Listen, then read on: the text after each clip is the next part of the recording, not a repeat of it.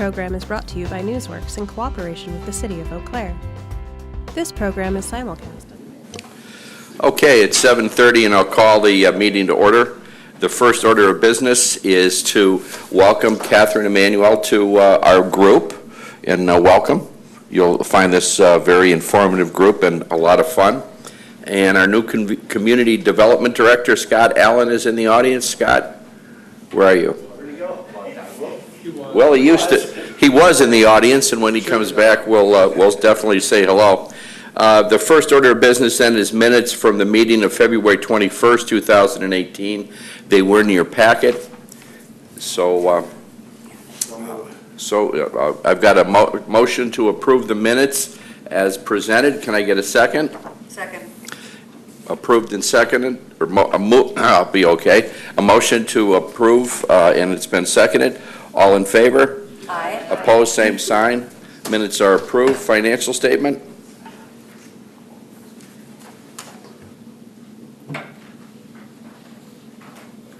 Good morning. Before I jump into the financial report, I just wanted to provide a really quick refresher on just the format of it with a little bit of change on the board. So we provide our operating expenditures for the year in a year-to-date format, very similar to the city's operating budget. Our capital expenditures in the report are noted as of the end of the last month, so we're kind of providing those on a month-to-month basis.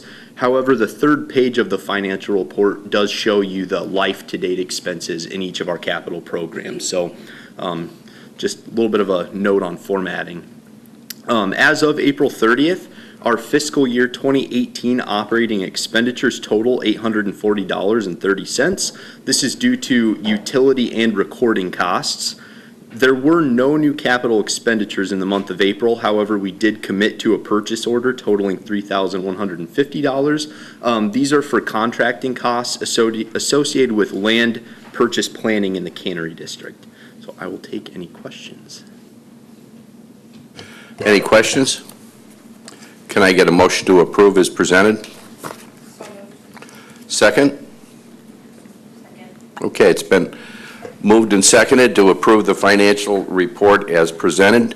Any discussion? All in favor say aye. Aye. Opposed, same sign. Financial statements are approved. Now we come to a very special opportunity. If Mr. Klinkhammer could come up. Dave has been on this on this board for how long, Michael? 3 years. 3 years? 3 years, 1 day, 4 minutes, and 6 seconds. Is that not that you're worried about it? But I would like to read this resolution. Whereas David Klinkhammer has served the citizens of the City of Eau Claire as a member of the Redevelopment Authority since 2014, and whereas he has been a strong advocate of downtown redevelopment, riverfront beautification, quality construction, and economic development, and whereas his depth of professional experience and knowledge of development has been a keystone of the Redevelopment Authority, and whereas his thoughtful and detailed review of redevelopment proposals has encouraged higher quality development for the community. Now therefore be it resolved that the Redevelopment Authority of the City of Eau Claire hereby shows its appreciation as well as its appreciation of the city staff and the citizens of the city to David Klinkhammer for his contributions, leadership, and service to the City of Eau Claire. And just a couple of notes, you were basically always here. I don't know if you missed a meeting, so with the exception of one, I think we made you a chairman of some subcommittee when you missed that. So let that be a lesson to everyone. But in all seriousness, it's been great working with you, and you were a strong advocate, and we appreciated you bringing our views back to the City Council and helping us out. So David, thank you very much. Thank you.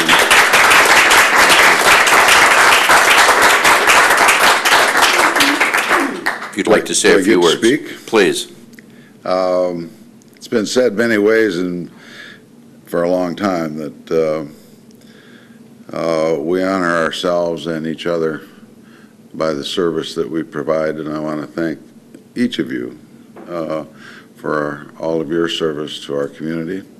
It's been an honor to participate in the RDA, and I appreciate the council's selection of me to serve for as long as I have. It was a neat experience. I enjoyed it very much.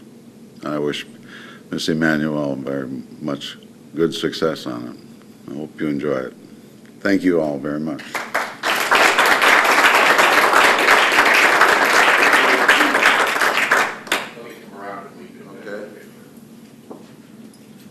Tell me where you want me.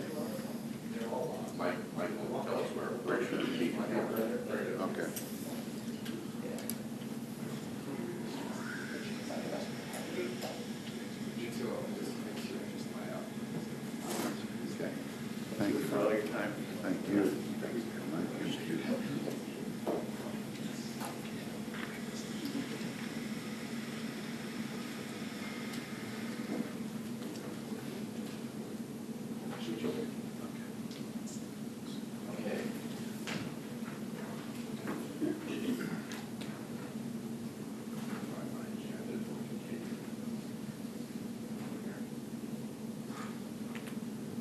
All right, the next item is election of officers. Michael?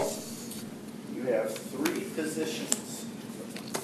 have three positions that you need to fill. Chairman, which is currently Mr. DeRosa. Vice President, which is currently Ms. Wildenberg. And then your secretary is Mr. Hellowen. So those three positions need to have the election for the year. Okay.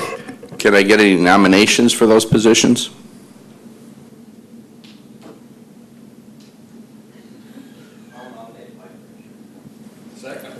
Okay. Nomination for Mr. DeRosa as chairman, and it's been seconded. Catherine, excuse me. You had your hand up. Thank you. I was going to nominate you as well. Okay, thank you. I put my hand up, though. Okay. All right. Bad behavior. Any other nominations? Mr. Chair, I think Mr. Hallen and I go off before the end of just at the end of the year, so we should probably do. I agree. It's a good opportunity for some new folks to probably fill our spots. Okay, so you're saying that even if nominated, you will not serve? Is that what you're saying? No, that is not what I said, but it might be better if somebody else would want to. We would view that as encouragement, not, it's just it's a good opportunity, I think, to help make that transition, to get some other voices in. So I would nominate Mr. Hammond for Vice President. Is there a Second. second to that? Okay. How about for Mr. Chair, yes. point of order. I think you should take a vote on your chairmanship first. Okay, let's do that. Thank you, Council. There's been one nomination for president, and there's been a second to that. Are there any other nominations? Hearing none, all in favor, say aye. Aye. Opposed, same sign. I've got it again. We have a nomination of Tom to be the vice chair with a second. Is there any other nominations? Okay, hearing none, all in favor, say aye. Aye. Opposed, same sign. Welcome. Thank you. Catherine? Sorry, I don't know the procedure to be recognized, but I'll just raise my hand. Yeah, no problem. Thank you. For the next position, I think because there's newness of other board members, can we just talk a little bit about what that position entails? I'm not personally interested in serving on that, but I think it might be helpful for anybody to make. Catherine, did you put your mic on? I'll repeat my question. Just have a request to describe the next position and the responsibilities it may entail. Okay, Mike, you want to give that a shot? I can, and Jeff can jump in on all the duties he's had to do. But basically, the secretary position does sign the minutes after they've been approved and reviewed by the board, and that is pretty much the main component of what the secretary position does for the Redevelopment Authority. You are also in the chain to run the meeting if we have absences, which occurs occasionally. The RDA has historically met roughly monthly, and there are times when we've not had a chair or the vice chair present. I don't think it's happened often. I think it's happened twice where I've run one. But it is I would say it's a good training ground in going through the minutes to some of the workings of the RDA and the budget. Now, you're being on the council, it's probably less new territory for you than others, but it is a good training ground to go through the chairs beyond that. Okay. So basically, if you could sign your name, you could probably take this position with no problem. I want to thank you for how you've assessed my job. That's fine. And you've done a wonderful job of it these years, Jeff. I want to let you know that. All right, can I get a nomination, please? I nominate Connie Peterson. Second. Okay, there's a nomination and a second for Connie Peterson. Any other nominations? Hearing none, all in favor say aye. Aye. Opposed, same sign. And Connie, welcome to the leadership team, and practice your signature. So the campaigning paid off. The next item, motion to approve the purchase of vacant land in the Cannery District from Saigon Properties LP. Michael?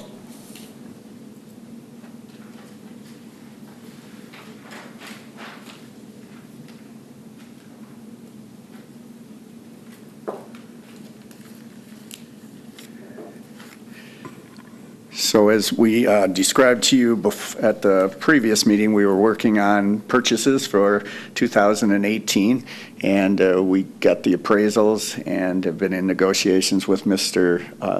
Kaiser. So the map you have in front of you up on the screen is the map of the whole parcel, but the parcel that we have an agreement to purchase on that Christine worked on is the vacant land that is just to the north of the northernmost building there. So yeah, it's kind of a line that we surveyed. Our city surveyor was out there. We agreed with Mr. Kaiser on a point crossing the land and got a legal description of it. And so that is the portion that's before you today to finalize a purchase. So your agreement, the purchase agreement is in your packet. Anything you wanted to add, Christine? So the purchase price, as you can see in the agreement, is $547,615.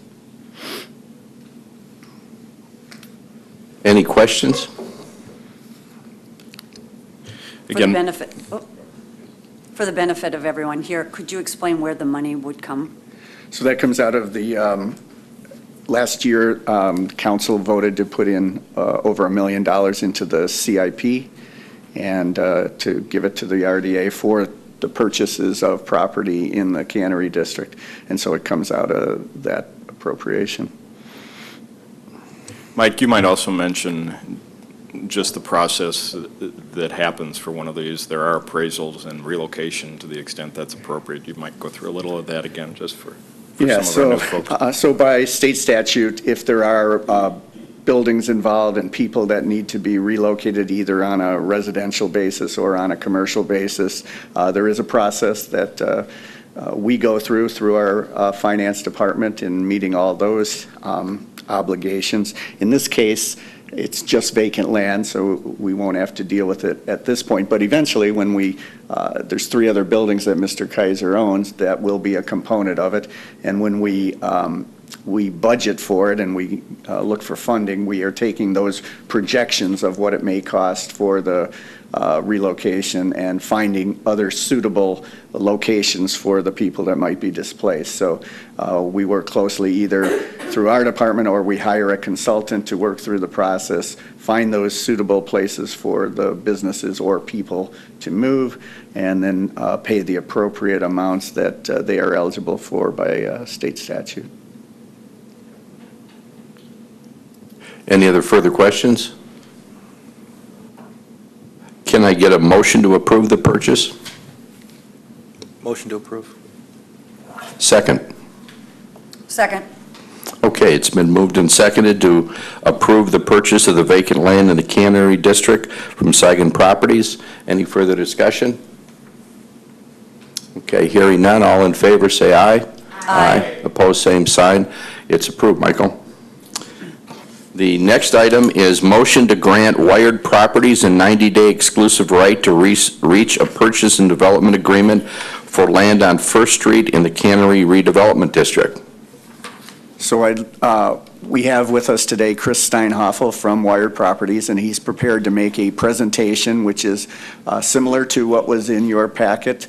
And the request would be for a 90-day exclusive right for them to do the community engagement to see if this is a concept that the community would support, find out from the neighborhood and the community what they would like to see in a development there, and then work towards a development and purchase agreement over that 90 days, similar to what you've granted to other developers in the past. But first, the presentation to see what you think, and we can go from there. Mr. Steinhoffel? Good morning. Good morning. How are you? So I'm Chris Steinhoffel with Wired Properties. We are based out of Milwaukee, Wisconsin, and we have what we think is an exciting new housing opportunity for the city of Eau Claire, as well as other communities around the state and the Midwest. The concept is called a pocket neighborhood. And at Wired, we're a real estate development firm, but we actually call ourselves urban weavers because there's so much more to take into account than just real estate. And we try to cultivate community, and we like to think of ourselves as experts at using real estate to tie in these three things: different people, distinct places, and disparate times, which we believe are the threads of every community. So a little bit about our experience. We started out right before the recession. Luckily, we made it through, building multifamily mixed-use buildings. This is really our specialty, is mixed use, whether small format like this or larger format with master development. So these are some properties we have done around Milwaukee. Mequon Town Center, we're the real estate developer for that. 28 apartments, 36,000 square feet. Mequon is a town that really is against density, and so this was a challenge, and we really did work with the community to successfully do this development. Another one, most recent, is Forge and Flare and a few surrounding commercial properties we have done. This is in Drexel Town Square of Oak Creek. It was a huge master development of about 80 acres run by Wist Park, We Energy's real estate development branch. And we got in early, and we were part of the design and the community outreach and really planning the whole concept together. In addition to these developments, we are also the managing director of real estate for the Milwaukee Bucks, working on their live block, beer plaza, surrounding land. Once again, we really do try to bring people to areas and really make dynamic communities. With the Milwaukee Bucks, we've always said, we're not going to be judged by what goes on game day. We'll be judged on what happens, on a Saturday morning in February when it's below zero. In addition to that, we were recently named master developer in La Crosse for their Riverside North property. That's about 65 acres, 30 of which is developable, and the other 35 will be wetlands and park, so not too dissimilar from the Eau Claire Cannery District. With pocket neighborhoods, this concept was coined by Ross Chapin, an architect out on the West Coast in Washington. It's really clusters of homes that, rather than lining the street, are more turned in towards each other around common shared green space. This helps build community. It helps promote pedestrian space and walkability, gets people out of their cars, talking to each other. And to make this successful, what he has done is limited the number of homes that surrounds each common space. The homes on here are typically pretty small, usually between 1,000 or 2,000 square feet, and they can be even smaller than that. Every home has a front porch, which promotes people being outside. The active rooms are put towards the front of the house, such as the kitchen and living room. That way they look out over the common space, and there's always a sense of community looking out, watching what's happening in front of the home. It's very family friendly. Kids can be out there playing, and usually someone will be watching from within the home. These homes are put very close together to each other, and this concept is called nesting. So one side is a public side, one side is a private side. And that way you remain, or you keep this sense of privacy even though the homes are so close and looking towards each other. As far as garages, the whole concept is to promote connectivity and walkability. So garages, we believe most should be detached. However, it depends on the market and what that community would like. For example, I have two examples up here. A single cluster, the one on the left, it's very common. You have your green space. That orange tinted building is a community building. A lot of these pocket neighborhoods will have a sort of clubhouse or somewhere for people to gather, have event space, just really promoting that community and getting people together. On the second image, the double cluster, this shows how you can have multiple clusters and it can still be part of one larger community. And as you can see on the left, there are no attached garages. It's all stall parking. The climate out in the Northwest is a little different than here. And on the right, they do have detached garages around the perimeter. So why we think pocket neighborhoods will work? Over the last few years in planning, architecture, development, there's been talk about this concept of the missing middle, how over the last couple decades or fewer, cities really have not been pushing this missing middle of housing. They've been pushing single-family homes and they've been pushing large format apartments. That has sort of left a disparity between cities and suburbs, and we believe that pretty much both of those right now need this missing middle to build density, to build walkability, and to help grow communities and provide affordable housing options.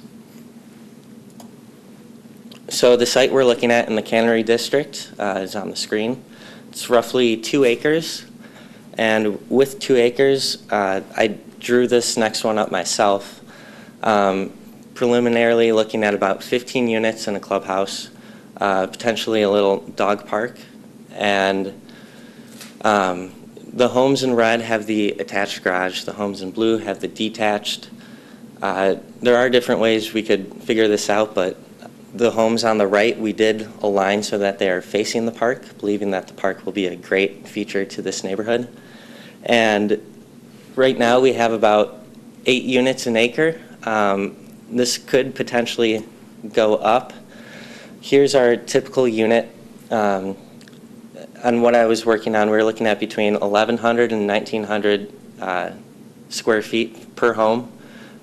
We are looking at excluding basements and going with crawl space below. And as you can see, we have the front porch, we have a back porch. You can see how the garage connects to that concept. We would also like to include some ideal amenities, including solar panels, electric vehicle charging in the garages, and as well as smart home technology for automation to save energy. And this is technology that a lot of homeowners want, especially in new construction these days. Along with that, we are looking at LEED, both LEED ND, neighborhood development, as well as LEED homes. The cost to go through the certification process is really not inhibitive. It's relatively cheap on the home side, and if you're building enough units, the neighborhood is also affordable as well. Although our plan shows homes between 1,100 and 1,900 square feet, we are open to smaller homes, and this is where the community engagement would come in. Typically, a lot of the pocket neighborhoods being built now are more successful than the early ones, and the earlier ones were much larger homes, generally between 1,500 and 3,000 square feet. Now they're as low as 600 to 800 square feet to start out, and these units do get progressively bigger. With smaller homes, we can fit more properties. They become more affordable, And you can really start to work on building that community within the community. Here I have a projected schedule. If everything were to run through pretty quick, we could get in the ground this year. We could have home ownership this year, and we could be done with the whole process through next summer. Next steps, like I said, community engagement. We've been talking with the city for a couple months now, and we'd like to move forward and reach out and get the city's, the community, the public feedback, and really hone in on what these houses are going to look like, how big they're going to be, what type of amenities, and what people really are looking for here in Eau Claire. So with that, we are looking for the 90-day exclusive right to work with you and the city to come up with a development and purchase agreement. Are there any questions? Connie? What will be the average price of these homes? It really varies on how many homes we fit in there. The more homes, the cheaper it is to work on the site. We're also looking at potentially using modular construction. Modular tends to be higher quality and can be greener than building on site. With that, if we were to go modular, it would be significantly cheaper than new construction. The new construction in your market right now reaches up to $200 a square foot. And that is, they're very nice homes, but they're not high-end. They are looking at this lower affordable housing range. But that said, those are in the 200,000s. We would expect ours to be similar, a little more expensive with the clubhouse and all the site work. However, if we went modular, we would expect it to be lower. At what price? For, let's say a 1,000 square foot home, we'd be looking at somewhere between 180,000 and 225,000. Thank you. Describe your potential audience. I mean, who would you be selling this to? So that's one thing we need to figure out coming into Eau Claire, because right now a lot of these being built are focused on senior housing, a lot of co-housing, cooperative housing. And so the way we've looked at it and we've studied it, it really draws everyone from millennials, families, and baby boomers looking to downsize. And they successfully live in the same neighborhood together, of course. But who specifically here we would target, that's why we would do the community engagement, because we would need to pre-sell these homes before we started construction. Could you expand on your community engagement details on that? Yeah, we would like to host discussion sessions with the public. We've talked with the city about potential sites to do this at. We would also like to set up at, I believe, is it Thursday evenings, you have concerts. We'd like to go there and talk to people, reach out, potentially a farmer's market. We'd like to work with Volume 1 and post in there and give feedback, as well as an online survey. If people don't want to show up in public and voice their opinion, they're welcome to do so online. Done some nice things in Milwaukee. And, thank you. I'd like to get a little bit of your sense of where this might go ultimately beyond this project if it goes well for you. And I'm looking at page 5 of your brochure. If you want to toss it up, I don't know if the pictures are all that important.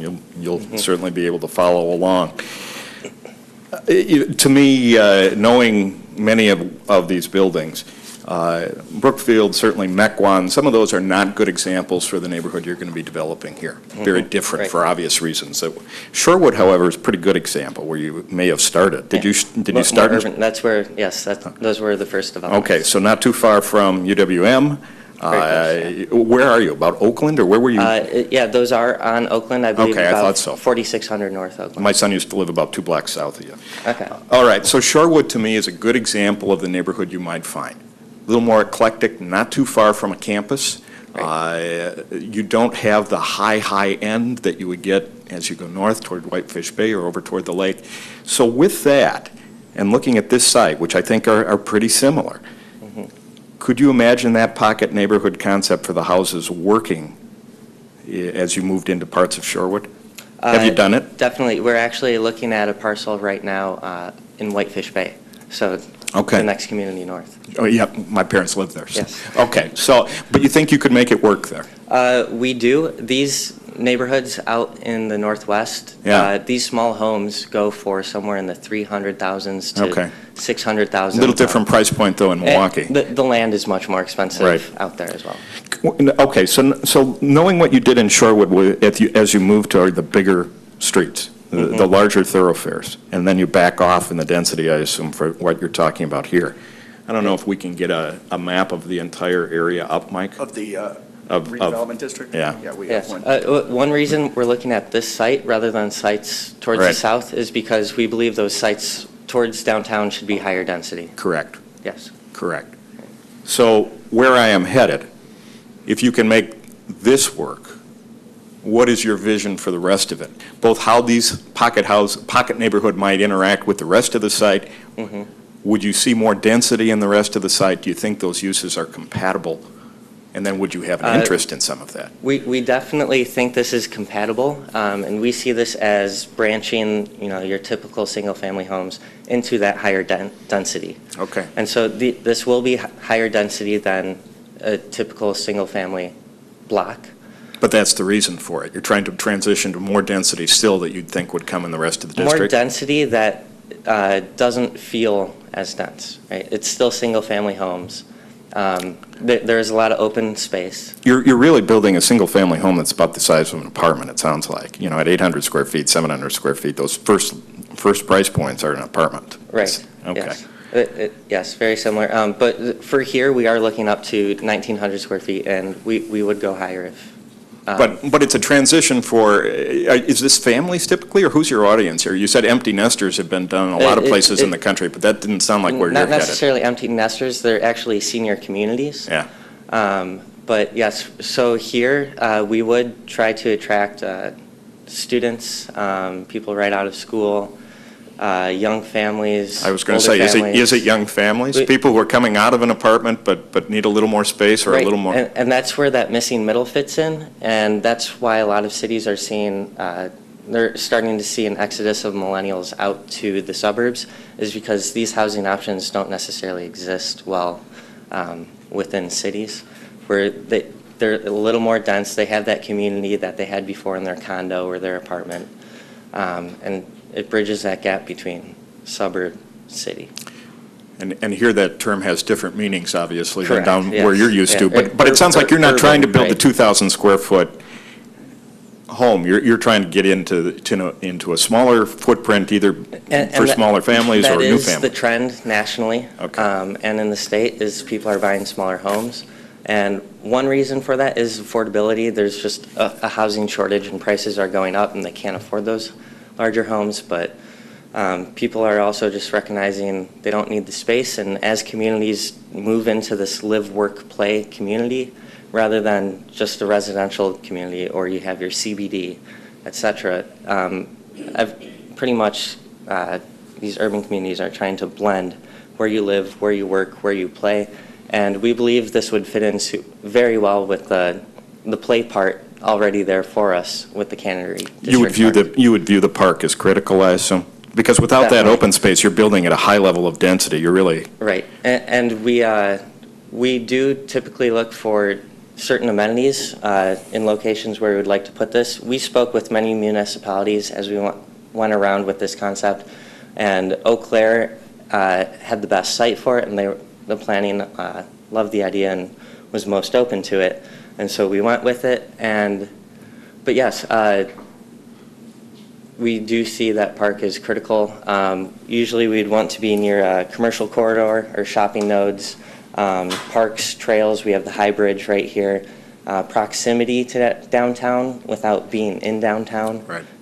This pretty much hits all of them. Sherwood, very comparable. Yeah. Okay, thank you. Further questions? Catherine? Thank you, Chair. I have a couple questions. The first is, you talked about some varying price points, and I know that you're not locking into those, and that's not really our purview of what we're deciding today. That being said, $180,000 could be, maybe for some families, wouldn't be considered an affordable home. So do you have any past experience of home ownership, partnerships with home ownership assistance programs for some people to enter the housing market? Right. We aren't necessarily looking at these being affordable in the traditional sense with, say, WIDA. We do have a meeting coming up with them tomorrow. We are meeting with Sinair. They figured out a way to use new market tax credits for single family. So this could work there. I'll know more tomorrow. We definitely are open to making a mix of affordable housing and market rate. We're not just looking to come in and do market rate. And it does depend on what the community wants. I know the surrounding homes around here are much lower than what we would be looking at selling for. So yeah, we're definitely open to affordable housing in the traditional sense. And the non-traditional, the modular home construction would really bring it down. We would still need home builders here to put those homes together. They don't come finished and complete. So that would help reduce the price as well. Thank you. May I ask another question? Yes, you may. Just a point. We're not as formal as the city council, so you don't have to call me Mr. Chairman. Mr. President would be fine, but not Mr. Chairman.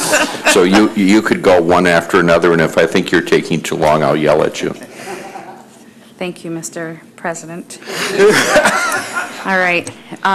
My next question, and you've started to talk a little bit about this, is the effect on the surrounding neighborhood. So you've talked about there's the surrounding neighborhood, home prices are less than what you would be looking at for some of the cottage homes. In your experience, what have you seen as kind of intended outcomes and perhaps unintended outcomes of introducing this type of development in an established neighborhood? Right. So every neighborhood goes through cycles. It has its ups and downs, and if it goes from the down to an up too quickly, it's what we call gentrification, and that generally gets a very negative connotation. Yes, we're trying to blend in with the neighborhood. We're not trying to build things that are out of place. We would hope that building these homes would start some revitalization in the area, with whether rehabs or value adds, some remodels. I do have experience. I used to work for the city of Minneapolis as an assessor when I was right out of school. And that gave me a lot of experience working with the public and homeowners. I valued everything from $20,000 homes to multi-million-dollar homes. And to start out, I definitely was focused in that lower bracket of the market.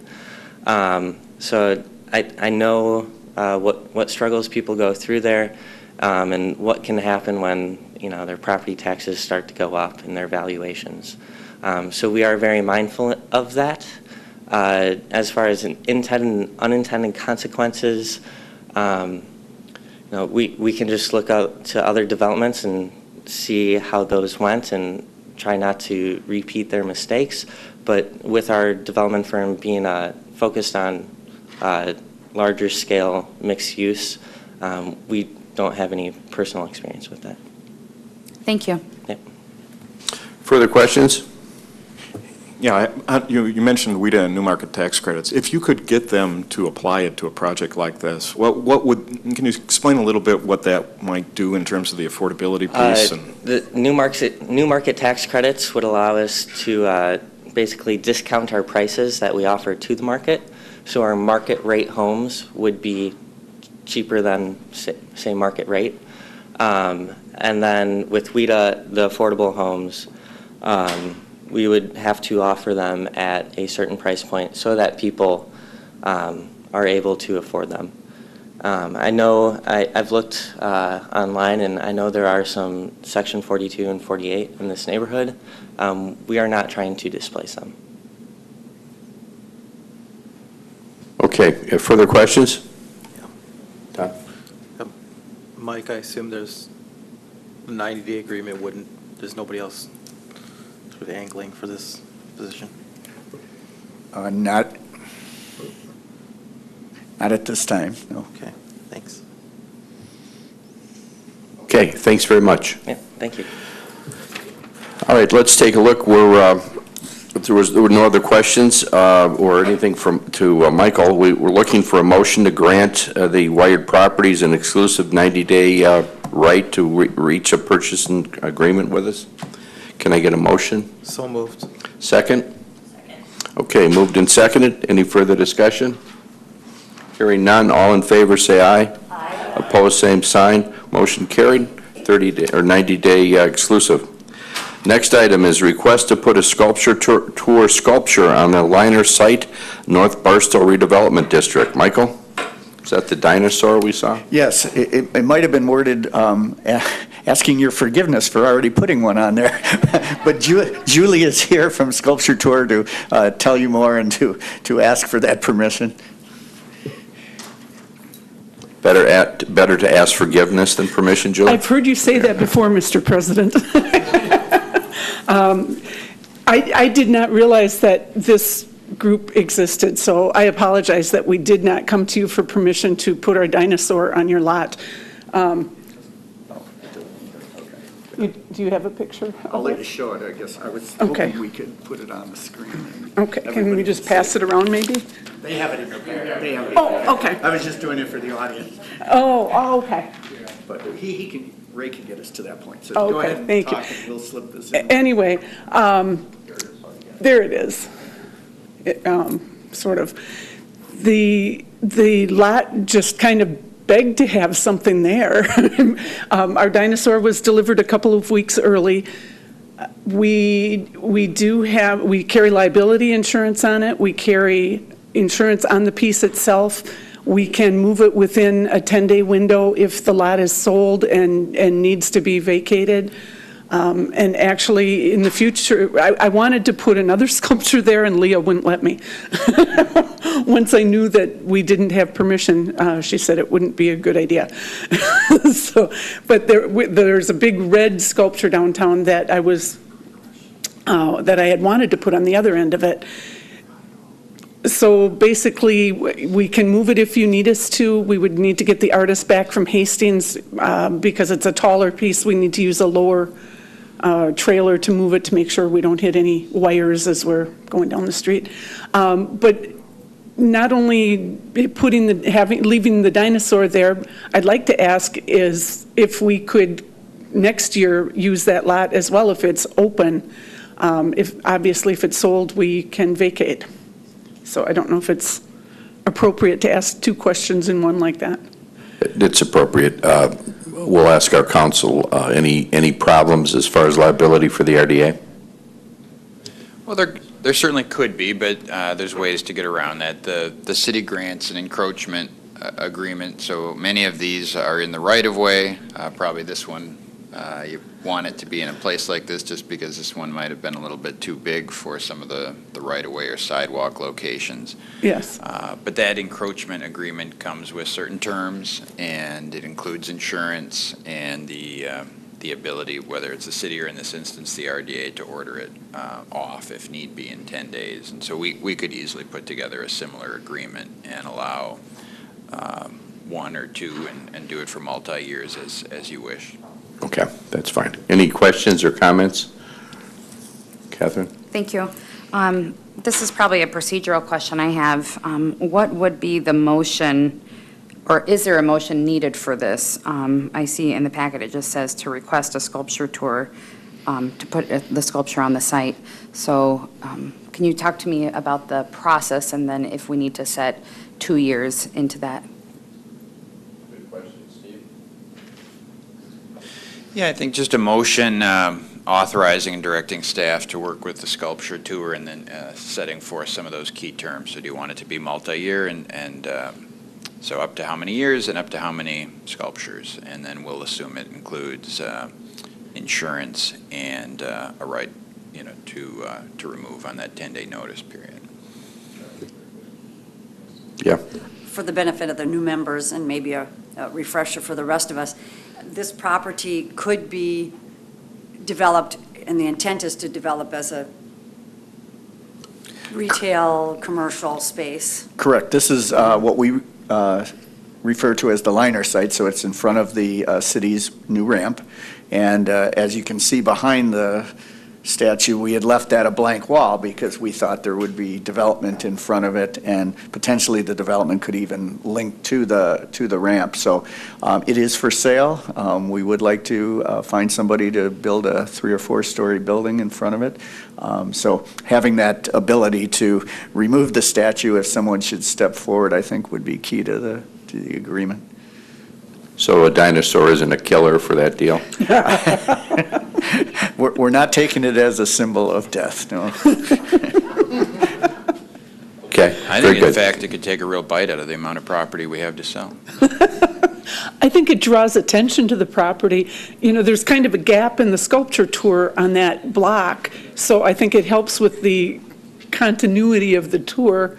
And we've gotten a lot of compliments on the dinosaur so far. I don't know if that matters to you or not, but. It matters a lot, Julie. Thank you so much. And thank you now that you know of our existence.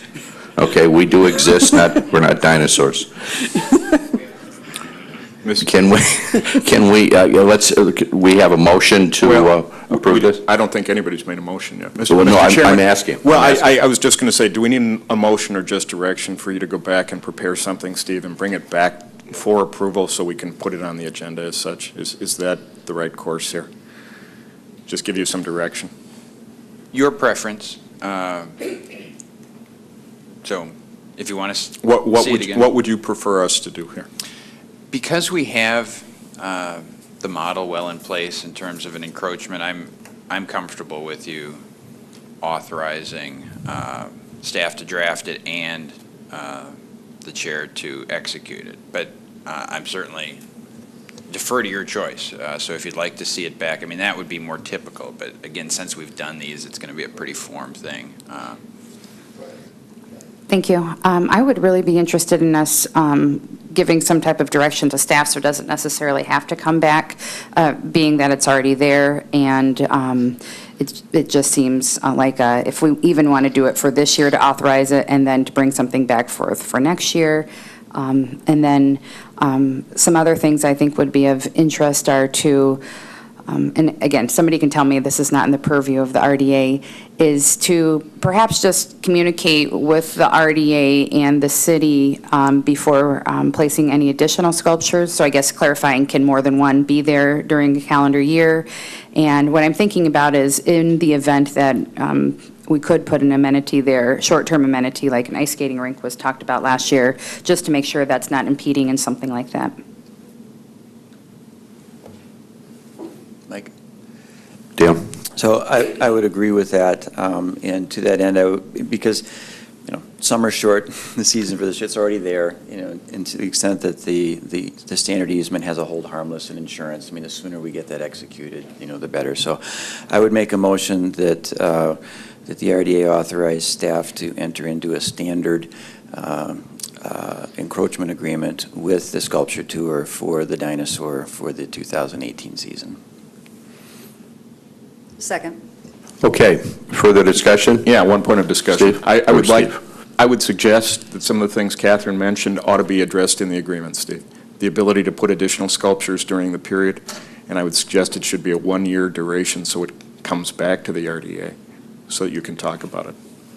So I don't know if that's in your standard format or not, but I think the agreement Maybe should for have those Julie, things. were you anticipating more for this year? No, we install once in May, and Right. we'll take it down in April, and next May, we would look at installing additional sculptures, So my thought is, we button up this sculpture for this year.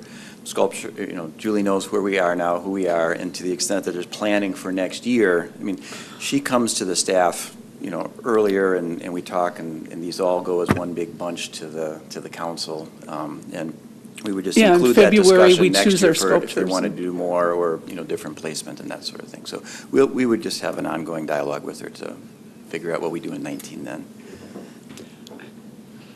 Okay, there's a motion and seconded. Any further discussion? All in favor, say aye. Aye, opposed, same sign. You've got your dinosaur, Julie. Thank you very much. Michael, Executive Director's Report. Yeah, just a couple other things. As you might remember, and then for the new board members, we had worked with SDS Architects on a concept of maybe some small live-work units.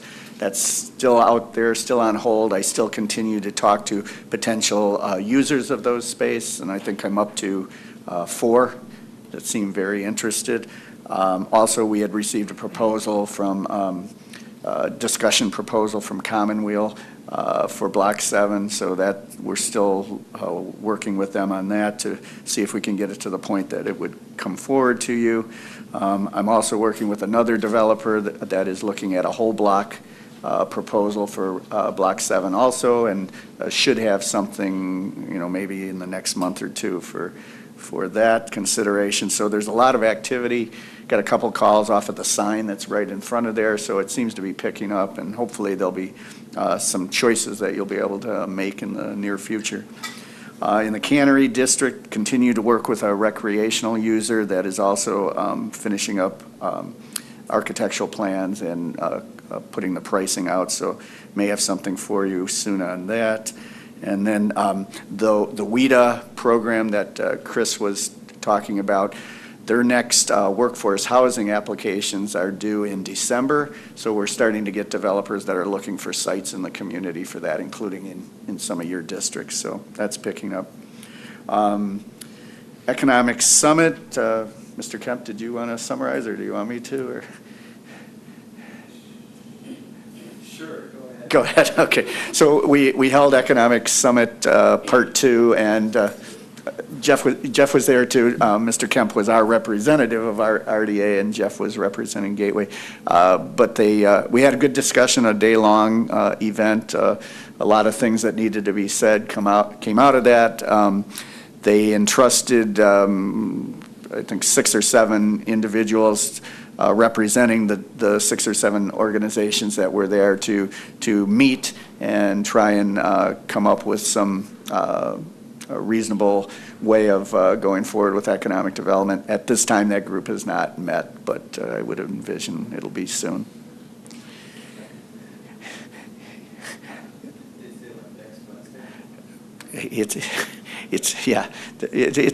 We thought it would be held by now, but it hasn't, so we'll see how that comes along. Dale or Jeff, did you want to add anything? Okay. We had a request from Mr. Glass in the brewing project. He was wondering if we would allow Coob to be played north of his new site that he's working on right now. It would be on RDA land, property just to the north of him.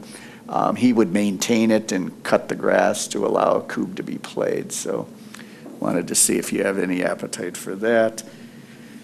And then lastly, wondering if you would consider changing the date of the June board meeting 1 week later. Would that work for everybody to go from the 20th to the 27th of June?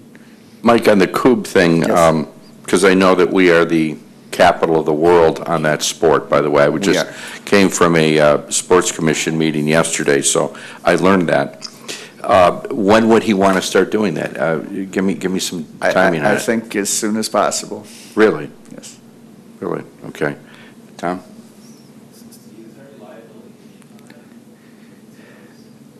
They throw things.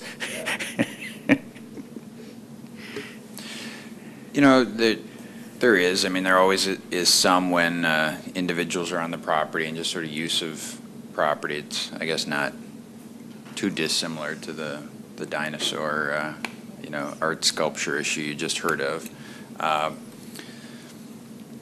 So I guess the thing to clarify would be through some sort of agreement that it's temporary. It wasn't land purchased by Mr. Glass. Those sort of concepts were discussed during those negotiations, and it was decided by Mr. Glass not to purchase more property for those sort of activities. So it's obviously a redevelopment site, but again, to the extent right now it's not yet developed. I mean, that's at your pleasure, but probably should be subject to something that is documented and Why don't we take a look at that? Would he wait for next meeting? With Will, let's have an agreement. Absolutely. It's at your timetable. If you don't want to do it, we can tell them right away. If you want to look at it a little further, we got the time to do that. Does anybody have any problems looking at it? No, I don't have a problem. Okay. So let's just get with Will and see what you can do in agreement, and we'll take care of that, because I think it'd be a neat addition. It's supposed to be a sport taking the world by storm, by the way. I have a question about that. How does recreational immunity intersect with the RDA? Rec immunity applies to all property owners that hold open property for recreational use. So this would certainly apply. It likely applies to any sort of misuse of the sculpture too, because it's been fairly broadly applied, even in tragic circumstances of like children being on landfills, and they found it to be a recreational use when injury occurred. But that doesn't prevent the claims from coming. So it's much more preferable to have us named as an additional insured than rely on recreational immunity defense. All right, so we'll just take a look at that next week, or next meeting. month. And does anybody have a problem with the 27th as opposed to the 20th? No. I wouldn't be able to make that, but that's okay. Okay, Well, let's, yeah. is the original one better? Is 20th work for everybody? I couldn't make the 20th. Okay. I could do the 13th. Okay. Well, with that said, then I'd prefer the 27th. The 27th, If you okay. can't make either one, then Yeah, let's do everybody else can. that way. We'll get enough time to work out, staff, work out some of these things, and hopefully you'll have all kinds of offers for all of the property. My Good, fingers good, crossed. good. Okay, any other announcements, correspondence, fan mail, or anything like that, Michael? None that I've received. Okay. Hearing no other business, then we'll stand adjourned. Thank you.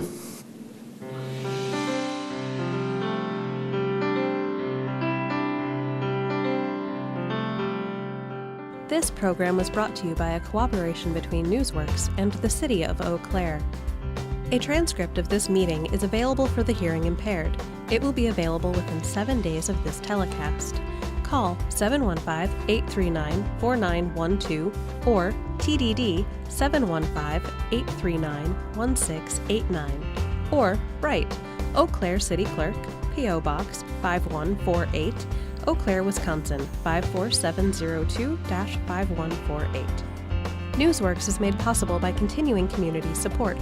If you would like to volunteer or make a donation, please contact us via phone at 715